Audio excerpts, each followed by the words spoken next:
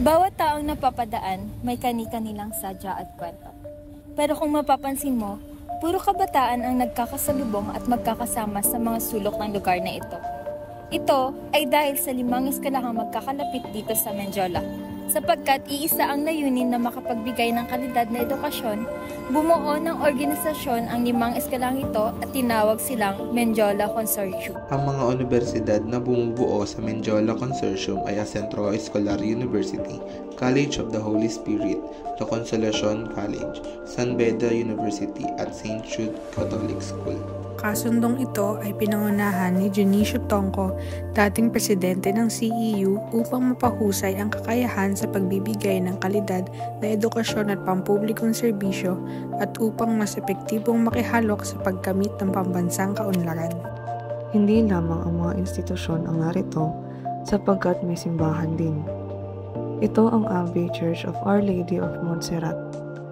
Itinatag ang monasteryo ng mga monghe mula sa Espanya noong 1895, sa huling mga taon ng pananakop ng Espanya sa Pilipinas, at ito ay alay kay Nuestra Señora de Montserrat.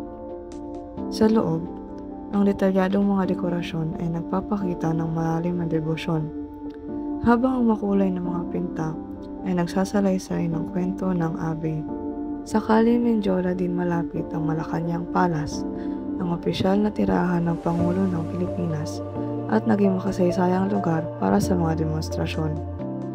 Sa buong kasaysayan nito, naging saksi ang Menjola ng mga malalaki at maliliit na protesta, partikular ang labanan sa Malacañang, na nagtatakda ng mahalagang yugto sa pakikibaka ng ating bansa para sa pambansang demokrasya.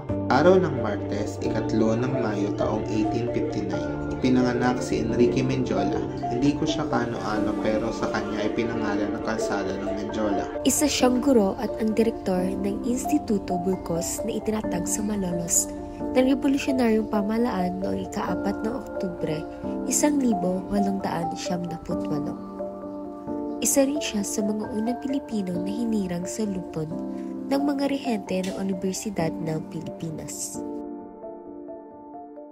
Ang Menjola Bridge na ngayon ay Don Chino Roces Bridge ay matagal nang paboritong lugar ng mga nagrarally laban sa mga nakaupong presidente.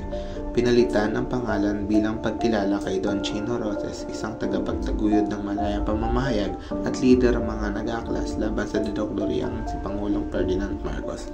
Ngunit sa bawat sulok ng kalye na ito, nakaukit ang mga alaala ng mga mahalagang nangyari sa ating bansa.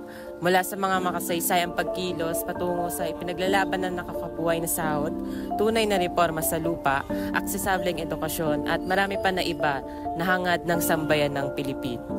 Noong January 30, 1970, naganap ang tinatawag na Battle of Menjola, isang sagupaan sa pagitan ng mga estudyanteng nagpoprotesta at mga puwersa ng gobyerno. Maraming buhay ang nagbuwis at dugo ang lumanak sa mga kalsadang ito para sa paggiit ng demokrasya at karapatan. Noong Enero 22, 1987, muling nadumisa ng dugo ang kalye ng Menjola, tinatawag na Menjola Massacre. 13 magsasaka ang nasawi at marami ang nasugatan habang sila'y nagproprotesta para sa tunay na reforma sa lupa. Ang insidenteng ito ay nag-iwan ng malalim na sugat sa ating kasaysayan at patuloy ipinaglalaban ng katarungan hanggang ngayon. Ang kalye ng Menjola ay naging saksi sa maraming pag-aaklas at pagdilos ng mga Pilipino para sa kalayaan at demokrasya. Dito nagsimula ang maraming pagbabago na nagbigay daan sa ating kasalukuyang lipunan. Bagamat nagbago na ang itsura ng Calle Menjola, nananatili pa rin ang diwa ng kasaysayan at pagkakaisa. Ang mga bagong henerasyon ay patuloy na nag-aalaga at nagpapahalaga sa mga kwento ng nakaraan. Sa bawat pagdiriwang at aktibidad, sinisiguro nating patuloy na ipasa ang mga kwento at aral ng nakaraan. Ang magbuhos ng dugo para sa bayan ay kagit